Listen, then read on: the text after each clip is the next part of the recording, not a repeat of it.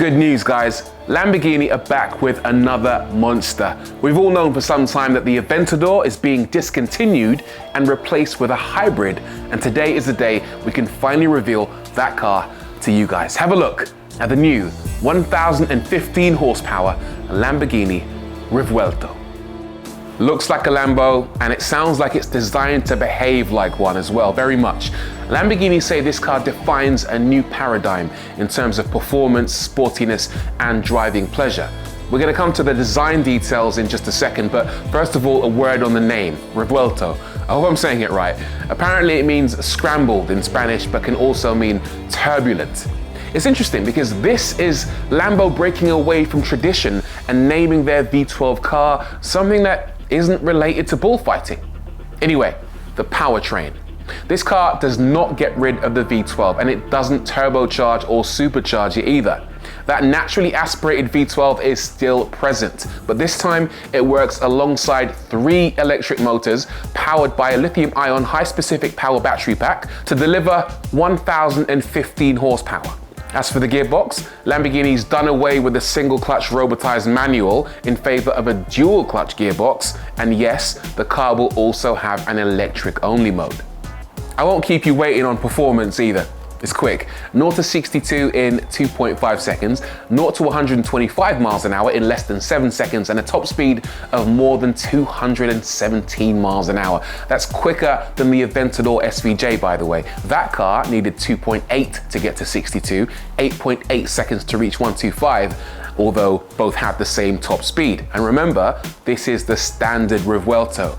We might see an SVJ version with even better numbers later on. Okay, now we can have a chat about design. I don't think it's radically different to what we've seen from Lamborghini in the past. It uses the same Lambo DNA. So if you look closely, there are elements of Diablo and Murcielago in terms of the proportions.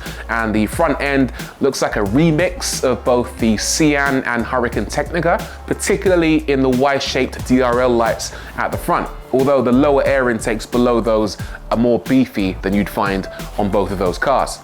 Look closely and you're going to see it has a lot of sensors for the advanced driver assistance systems, including parking sensors, a camera, and radar, all of which allow things like lane departure warning and adaptive cruise control.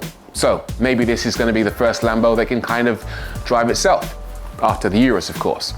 The rear end is dramatic, to say the least. Again, you've got the Y-shaped rear LED lights separated by 2 high-level exhaust shrouds covering quad exhausts. Looks amazing. And below that, a huge diffuser that's so massive it basically becomes the rear bumper.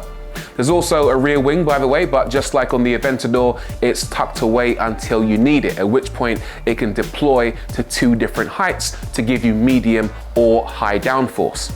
Also, like on the Aventador, the engine is visible, but now you can see it more clearly than ever before, which is great, seeing as this naturally aspirated V12 surely can't hang on for too much longer. Classy move.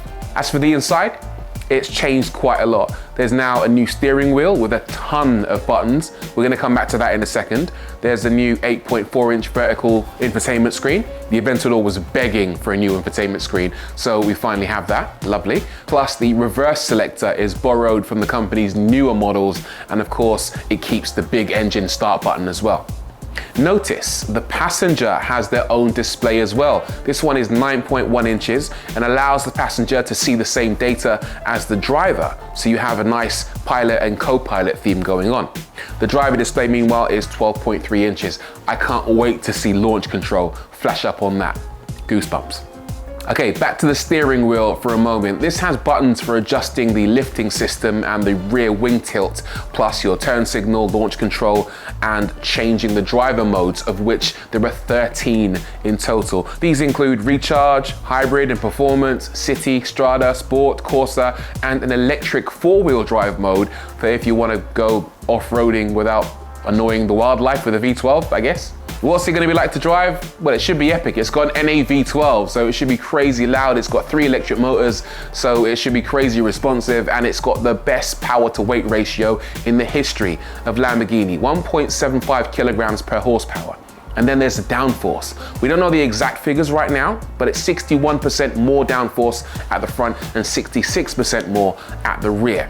Brakes wise, we're looking at 410mm discs up front, 10 mils bigger than on the Aventador Ultimate, and 390mm discs at the back, again 10 mils bigger than before. There's a lot going on here, and it's very exciting. How it compares with the previous Lambo V12s, we're gonna have to wait and see, but I get the feeling it's gonna feel a bit like an Aventador that's a bit more angry, a bit more advanced, a lot faster, and hopefully a bit more special. Imagine that. Hopefully, we'll be behind the wheel of one of these very soon. But until then, let me know what you think of the car in the comments down below. And also make sure you tell me how wrongly I've been pronouncing it. See you soon.